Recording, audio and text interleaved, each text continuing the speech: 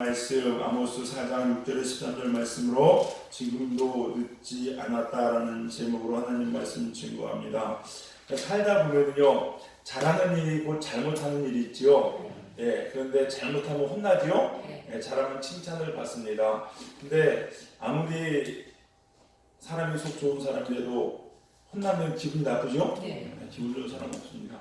근데요 혼나는 거는요 다 혼내는 데는 이유가 있잖아요. 그래서 우리나라 속담에 보면은 미운 놈 떡 하나 더 주고, 그리고 정말 사랑하는 자식은 매한테 더 때린다, 뭐 이런 얘기가 있습니다. 오늘 말씀은요 이스라엘의 죄에 대해서 이야기한 겁니다. 그러면서 하나님께서 이스라엘에게 많은 징계를 내리시기도 하고 또 그 징계를 통하여 많은 사인을 주시기도 합니다. 그 이유가 뭘까요? 돌아오라고.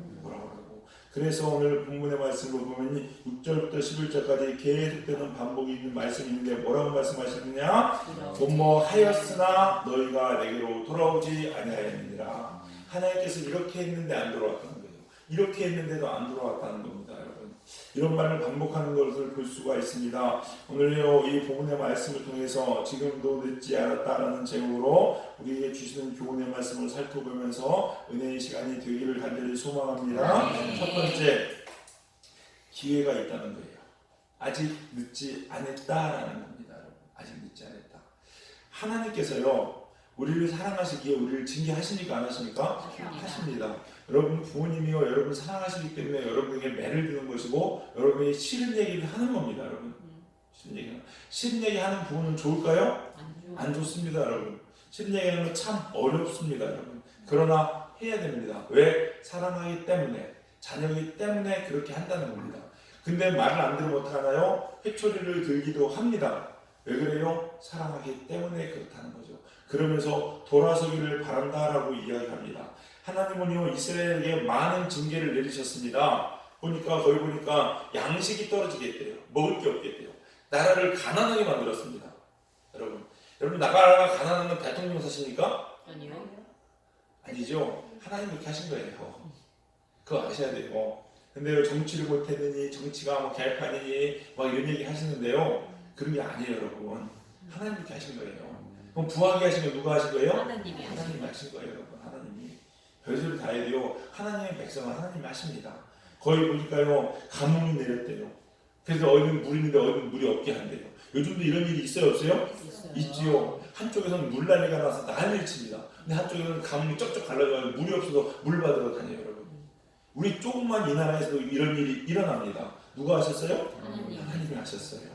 오늘 성경 읽다 보니까요 어쩜 우리에게 있었던 일들을 이렇게 똑같이 하나님 성경에 기록해 놓으셨을까? 라는 싶은 생각이 들죠, 여러분. 곡식을 마르기도 합니다. 흉작이 들기도 하지요. 어떤 때는 잘 되었다 싶었는데 말도 안 되는 태풍이 와가지고 다 쓸어버릴 때도 있어요, 없어요? 있습니다. 누가 하셨어요? 하나님께서 하셨어요. 또 볼까요? 요즘 전염병, 신종 코로나 누가 하셨어요? 하나님이 하셨다니까요, 여러분. 하나님이 하셨어요. 이거 아셔야 돼요, 여러분. 인간이 볼 때는요, 제가 어떤 나쁜 누가 해가지고 뭘 먹어서 그렇고 무슨 실험을 해서 그렇고 막 누가 악한 마음으로 무슨 어떤 세계 인류 역사에 무슨 꿍꿍이가 있어가지고 뭐 돈 있는 사람들이 얘기 별소리 다 하는데요. 여러분 아셔야 되는 게요, 그것도 하나님 허락 없이는 안 됩니다, 여러분. 하나님 다 허락하시는 거예요, 여러분. 이거 아셔야 돼요. 다 하나님이 하셨다는 거예요, 여러분. 성을 무너뜨리기도 한대요. 누가 하시는 거예요? 하나님이 하시는 거예요, 여러분. 다 누가 하시는 거냐? 하나님이 하시는 겁니다.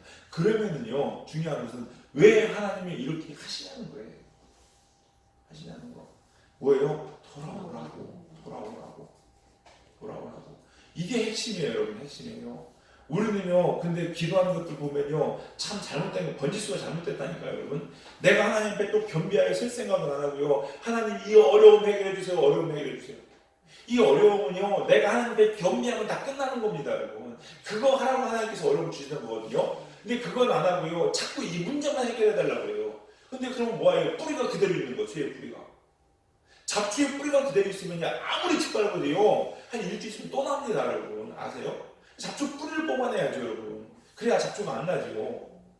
문제가 있는데요, 그 문제는 하나님께서 주시는 이유가 있습니다. 돌아오라고 그러는 거예요. 그러면요, 돌아가는 게 가장 지혜롭고 빠른 길입니다. 그래서 여러분 어려움이 있을 때마다 회개하고 기도하는 민족이 그래도 희망 있고 소망 있는 민족이에요. 우리 사랑하는 성도님들 힘들고 어려울 때 주님 앞에 또 겸비할 수 있는 여러분 되시기를 주님의 이름으로 간절히 축원합니다. 네. 자, 그런데요 이렇게 징계를 내리시는 분은요 감사한 게 뭔지 아십니까? 그래도요 희망이 있기 때문에 그런 거예요. 여러분 생각해 보세요. 여러분 부모가 자녀에게 내릴 수 있는 최악은 뭔지 아십니까? 버리는 겁니다. 여러분 무관심입니다.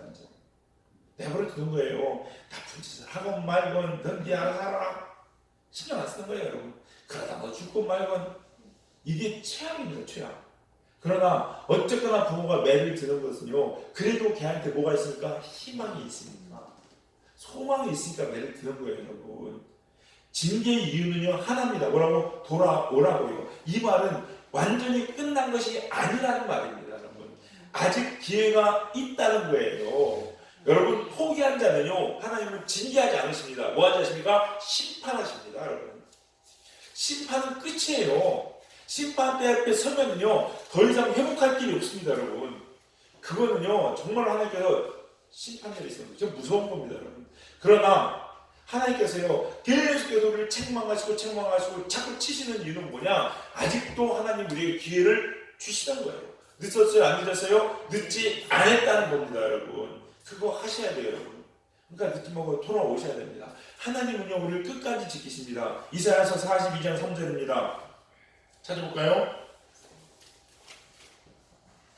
42장 3절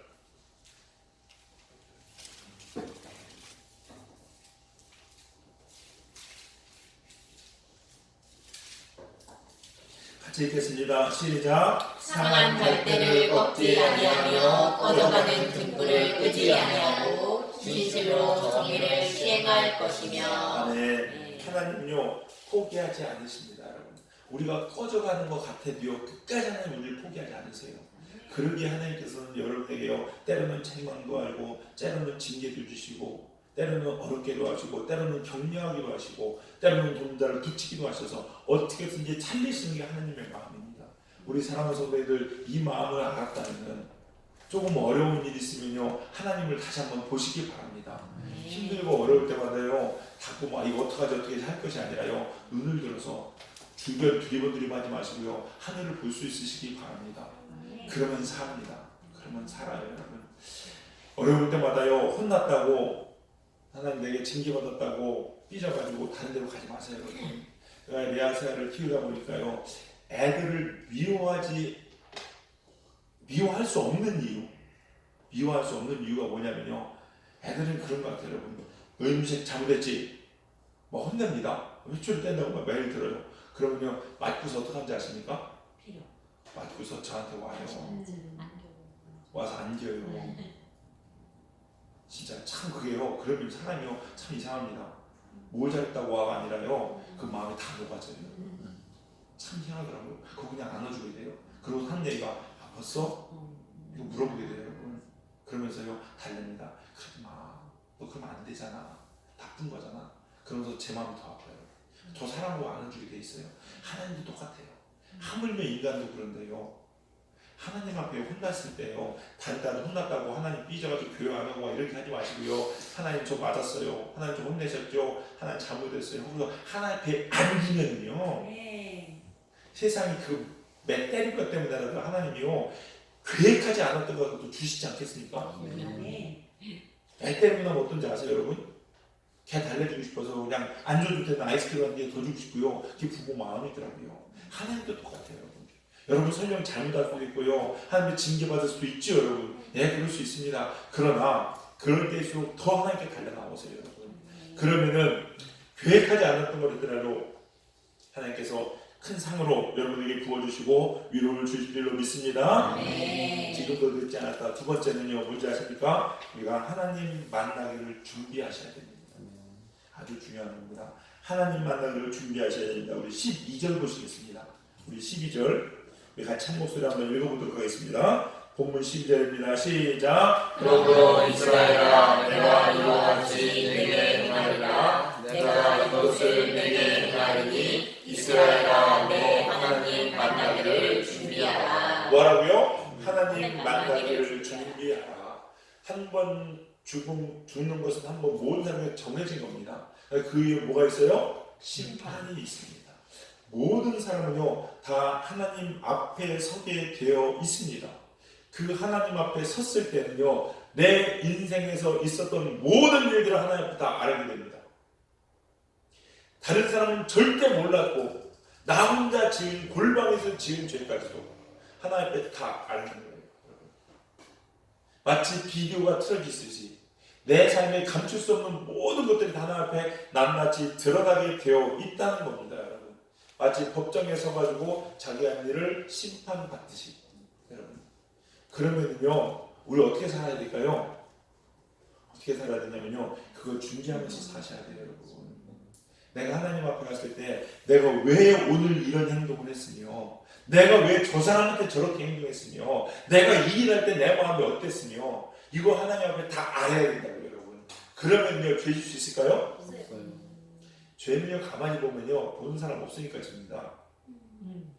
보는 사람 없고 사람들이 모를 거라고 생각하니까 죄 지는 거예요. 내 시커먼 속이 다 드러난다고 생각해보세요. 여러분. 말 한마디 똑바로 못합니다. 여러분. 그런데 내가 대충 이렇게 겉으로는 아유 그냥 안녕하세요 이렇게 해도 속으로 막 욕하는지 모르니까 그러니까 그게 아주 얼굴을 가면 쓰고서 이렇게 지내는 거죠. 여러분. 그러니까 하나님 앞에는요 이 속몸이 다 드러난다니까요. 여러분. 이거 아셔야 돼요. 다른 사람은 몰랐겠지 전혀 몰랐겠지 하나님 앞에는 다 드러나요. 여러분 사랑하는 성도님들 하나님 만나기를 준비하시는 주님의 이름 간절히 축원합니다. 근데요 그래서 결정적으로 중요한 게 하나 있습니다. 이 하나님 만날 때 정말 중요한 게 하나 있는데 뭐냐? 하나님 만날 때를 모른다는 거예요. 내가 하나님 만날 때를 모른다는 거예요. 여러분. 그게 중요한 거예요. 여러분. 내가 그날을 몰라요. 목사님 저는요 아직 20대인데요 주님 앞에 가려면 멀었습니다. 착각하지 마세요. 내일 갈 수 있어요. 여러분. 우리나라 말에 그런 거 있죠. 올 때는 순서가 있지만 갈 때는 순서가 없습니다. 언제 어떻게 무슨 일이 날지 몰라요. 맑은 하늘에 날벼락처럼 갈 때도 있고요. 갑자기 땅이 꺼져 없어질 수도 있습니다. 그런 일 어디 있어요. 요즘 세계로 싱크홀 얼마나 많아요. 여러분. 그게 말이에요. 땅이 꺼져 땅이 삼킨다는 말이에요. 성경에 보면요. 가만히 생각해보면 야 이게 이럴 수도 진짜 있구나 라는 생각이 든다니까요. 정말로 여러분. 몰라요. 나는 영원히 살 것 같습니까? 앞으로 내가 뭐 하면 되겠지. 안 그래요. 여러분. 언제 어떻게 될지 모릅니다. 여러분. 법정에 서는 날이야 우리가 맨날 며칠날 재판합니다. 공지나 뜨지요. 그래서 변명할 자료 준비나 할 수 있지. 그러나 주님 앞에 갈 땐 그게 없어요. 여러분. 그게 없어요. 이 지구 재림이 마지막 날은 좀 더 있어야 될 것 같은데요. 물론 지구의 재림은 조금 더 있어야 될지 모르겠습니다. 그러나 개인적인 재림은요 내일도 끝날 수 있어요. 여러분. 그건 모르는 거예요. 여러분. 항상 그걸 준비해야 됩니다. 당장 하나님 앞에 설 것을 준비한 자가 어떤 자다? 지혜로운 자입니다. 우리가 성경 말씀에 열천의 비유를 잘 아시지요? 열천의 비유가 뭡니까 여러분? 다른 거 아닙니다. 그 사람들 10명 다 어떤 사람들이냐? 주님을 기다리는 사람이었다는 걸 아셔야 돼요. 똑같이 예배드리면서 주님 어서 오시옵소서 마라나타 찬양하면서요 그렇게 있었던 사람이에요. 여러분. 그런데 5명은요 지금 당장이라도 주님 오시면 저는 모든 것이 준비되어 있습니다 하는 사람이 5명이고요. 내가 이렇게 찬양해도 오늘은 안 오시겠지. 내일까지 기름 차려 갔다 오면 되지 라고 했던 사람들이 5명이에요. 근데 그 시간에 주님 오신다니까요. 그걸 성경은 뭐라고 얘기했냐? 어리석은 자, 게으른 자, 악한 자. 성경은 이렇게 얘기하는 거예요. 여러분. 그 차이가 보면은요 별거 아닌 것 같다니까요. 여러분. 똑같이 찬양하고 똑같이 예배드리는데요 어떤 사람은 준비가 되어 있고 안 되어 있다는 거예요. 여러분. 우리 사랑하는 성도님들 다른 거 아닙니다. 늘 주님 만나 준비를 하시고 살아셔야 돼요. 여러분. 살아셔야 돼요. 언제 오실지 모른다니까 여러분. 언제 올지 모른다니까. 이게 바로 성경이 말하는 준비된 자고 하나님이 찾으시는 자입니다. 우리 사랑하는 성도님들 다 주님께서 언제 오실지라도 여러분 기꺼이 주님 어서 오시옵소서 맞이할 수 있는 준비된 하나님의 사람들, 하나님 만날 준비라고 살아가시는 복된 성도들 다 되시기를 주님의 이름으로 간절히 축원합니다. 세 번째는요, 지금도 늦지 않았다는 것은 뭘 얘기하겠습니까? 다시 회복시키시는 하나님을 믿어야 합니다. 하나님 믿으셔야. 13절 보니까요, 만군의 하나님 여호와다, 만군의 하나님 여호와시다 이렇게 얘기합니다. 이 하나님은요 보니까요 산을 짓고 바람을 창조하고 자기 뜻을 사람들에게 보이시며 아침을 어둡게 하고 땅의 높은 데를 밟으신다. 한마디로 전지전능하신 하나님, 모든 것을 다 하실 수 있는 하나님이라는 거예요. 근데 이게 우리한테 감사한 게 뭔지 아십니까? 내가 지금 실패의 자리에 있고 내가 지금 징계의 자리에 있다 할지라도 낙심할 필요가 없는 것은요, 능력은 누구한테 있기 때문에? 나한테 있는 것이 아니고 누구? 하나님께 있기 때문이라는 거예요. 그렇기 때문에 내가 지금 실패자의 자리에 있고 내가 지금 무능한 사람이 있어도요 상관없습니다, 여러분. 왜? 하나님이 나를 붙들어 일으키시면 나는 일으켜 설 수 있다는 거예요, 여러분. 이게 소망이에요. 그러기에 우리는요 실패 자리에서도 누구 봐야 됩니까? 하나님 봐야 됩니다, 여러분. 하나님 봐야 돼요. 그러면 살 수 있습니다, 여러분. 지금까지 인생이 조금 돌아오는 인생이었고 지금까지 인생이 하나님 말씀대로 살지 못했다 할지라도 지금부터 하나님, 제가 하나님 말씀대로 살겠습니다 결단하는 그 순간 하나님의 손길이 여러분을 붙잡으실 것이고 이렇게 세울 줄 믿으시기 바랍니다. 인생은 60부터다 이런 얘기도 있죠. 모세 보니까 인생은 언제부터예요? 80부터예요. 아직 멀었죠? 희망이 충분히 있습니다, 여러분. 늦었다고 생각하십니까? 절대 늦지 않았습니다.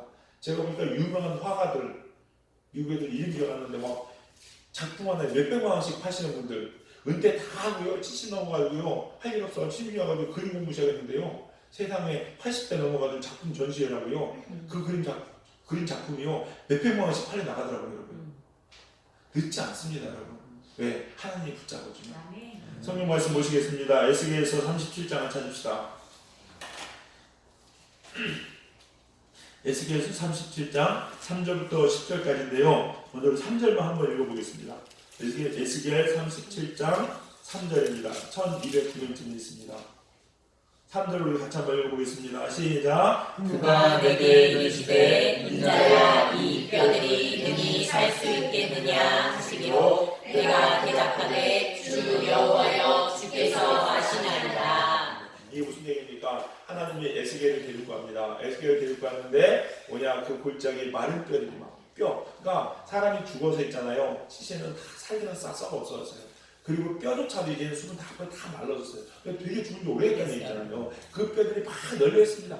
뭐가 무슨 짝인지도 몰라요. 갈비뼈, 이 갈비뼈, 저 갈비뼈 등이 맞는지 뭔지도 모릅니다, 여러분. 그런 갈비뼈가 막 늘어졌어요. 거기에 생명이 있어요? 없지요. 그 생명이 없는 그 에스겔 골짜기에 가지고 하나님께서 에스겔에게 물으십니다. 야, 이 뼈들이 살겠냐? 물어보는 거예요, 여러분. 그러니까 에스겔이 어떻게 합니까? 주님께서 아시는데요. 살겠다고 대답하기는 참 그런 것 같고 그랬던 모양입니다, 여러분. 그렇다고 안 죽었다, 못 산다고 얘기하는데 하나님의 그 능력을 아니까 그럴 수는 없고 주님께서 아십니다. 주님 아시게 다 아니라는 거죠, 여러분. 고백했습니다. 그랬더니 하나님께서 에스겔에게 이야기하죠. 야, 너 내가 시키는데 왜? 뭐합니까? 그리고 태어나라고 얘기합니다. 뼈와 뼈들이 붙어라. 그러니까 지들아 수치도 붙어. 살더라 또 생겨나 살들이 쫙 붙어요. 그러면서 생기가 불어넣는 거 불어넣었어요. 하나님이 시키는 대로 되어냈더니 그 마른 뼈들이 다 내려가서 뭐가 됩니까? 군대가 되었다는 겁니다. 10절 읽겠습니다. 10절. 에스겔 37장 10절입니다. 같이 읽겠습니다. 시작. 이에 내가 그 명령대로 되어나였더니 생기가 그들에게 들어가매 그들이 곧 살아나서 일어나 서는데 극히 큰 군대더라. 네. 마른 뼈에 능력이 있어요, 없어요? 없어요. 에스겔의 능력이 있어요, 없어요? 없습니다. 누구한테 능력이 있어요? 하나님의 능력이 있어요. 내가 하나님 앞에 징계를 받고 지금까지 잘못 살아와서 마른 뼈와 같은 인생을 살았다 할지라도 하나님이 우리를 붙잡으시고 살리면 살릴 수 있다는 거예요. 능력은 누구한테 있어요? 하나님한테 있어요. 그렇기 때문에요 좌절하실 필요가 없습니다. 그러기에 늦지 않았습니다, 여러분. 아유, 목사님, 저는 이제 나이도 없고 이제는 희망도 없고 용기도 없고 할 자신도 없고 이제는 더 이상 글렀습니다. 그거는요 하나님 믿는 사람이요, 하나님 믿는 사람이 자기 자신이 글렀다고 얘기하는 것은요 하나님 입장에서 보면요 하나님 욕하는 것 같이 느껴질 것 같아요. 여러분 생각해보세요. 여러분이요 부모님인데요, 예를 들어 큰 회사 사장이야. 재산이 한 5조 정도 돼요.